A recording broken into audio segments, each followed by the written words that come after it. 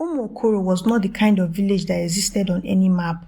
It rested quietly between sleepy hills and ancient forests, the kind of place where time moved slower and every rustle of leaves felt like a whisper from the past. The trees leaned as though they listened, and the wind often carried secrets that no one dared speak aloud.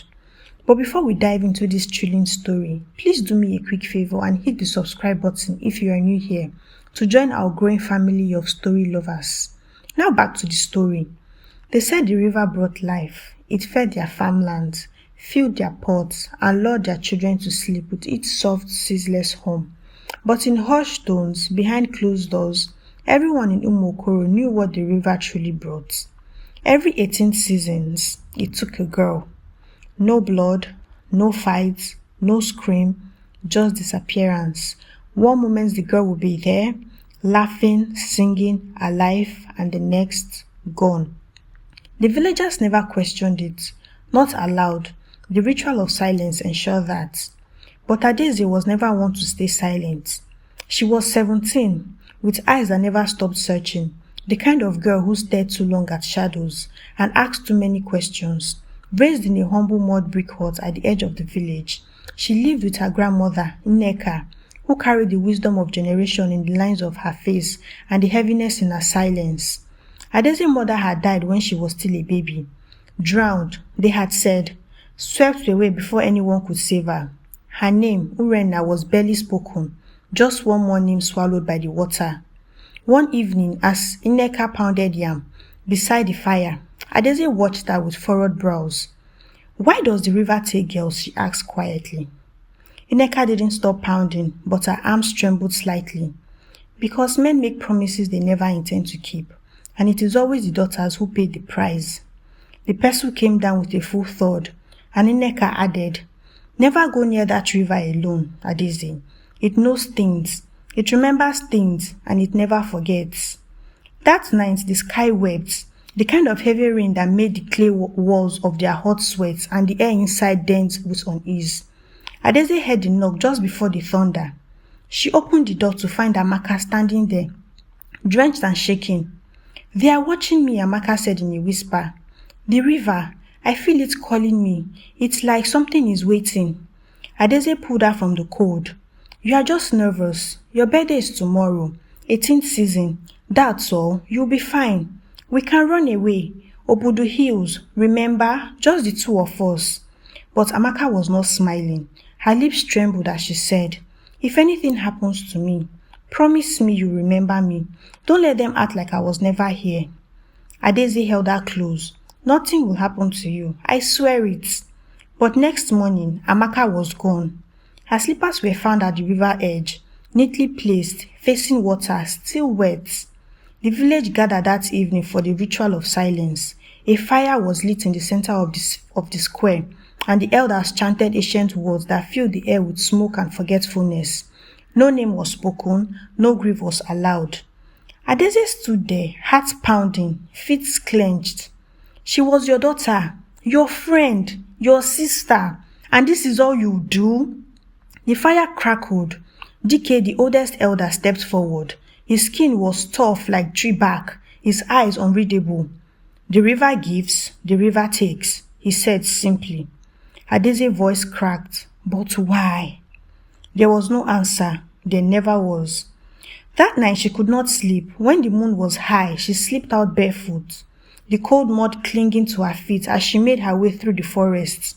The river's soft voice guided her, curling in hair like a lullaby turned sinister. She walked until she found it, the old shrine, half buried in vines, broken by time. The doors creaked as she pushed them open, stepping into darkness. Dust clung to her lungs, carving lines the wall. Faces, symbols, and something else. There, buried in a corner of the room, something glinted. A necklace which belonged to her mother. She reached for it, her fingers trembling, but as she touched it, the wind rose violently. The door slammed shut, and then a voice, not loud but everywhere, like water pouring into her ears. "Adese." She turned. No one, and yet something was there. You are the daughter of depths, the voice said. The river knows your name. The floor gave way beneath her, or perhaps the world shifted.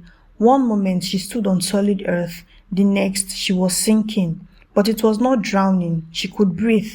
The water wrapped around her like arms, carrying her downward, deeper, into a realm that didn't belong to the living. She opened her eyes to a sky the color of jade, a ground made of shimmering waves. All around her faces floated, girls, dozen, silent, still, watching. One moved forward. Amaka. You came, she said softly. Adeze ran to her, her voice breaking. I'll take you home, I swear it. But Amaka shook her head. No, you can't. Not unless someone remembers the rest. The river doesn't just take, it binds, but it listens too. Then the mist parted. A woman emerged, tall, towering. Her body flowed like water, burned like flame. Her eyes held centuries of pain. The goddess of the river, Amaka whispered. You may return, the goddess said, her voice like thunder, muffled in fog, but not as you were. Adeze swallowed. What must I do? You must carry their names, speak them, break the forgotten. And the village?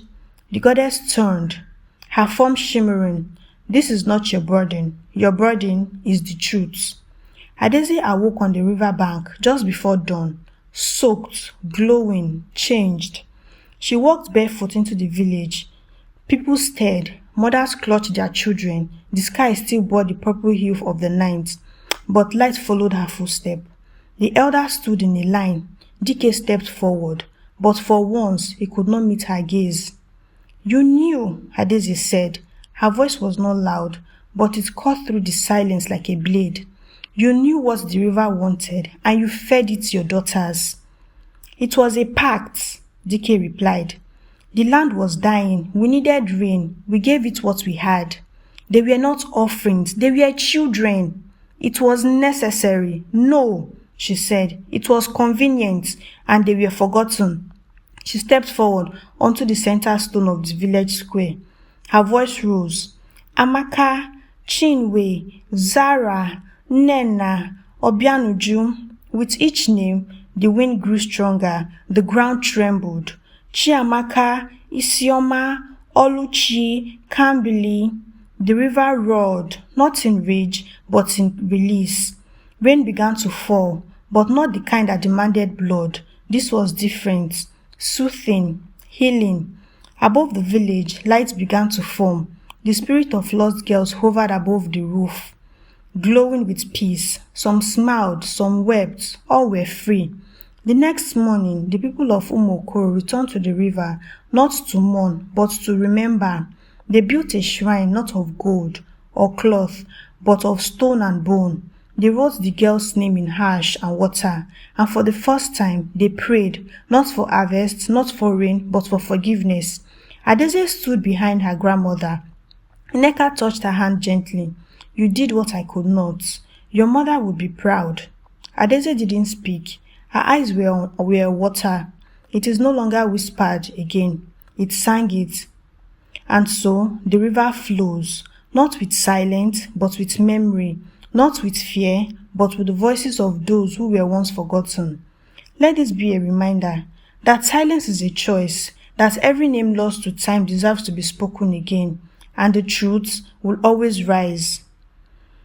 If this story touched your heart, please subscribe to Tales by Cynthia. Like this video, leave a comment and share it with someone who still believes that every girl name deserves to be remembered. Until the next tale, stay brave, stay true, stay loud. Bye.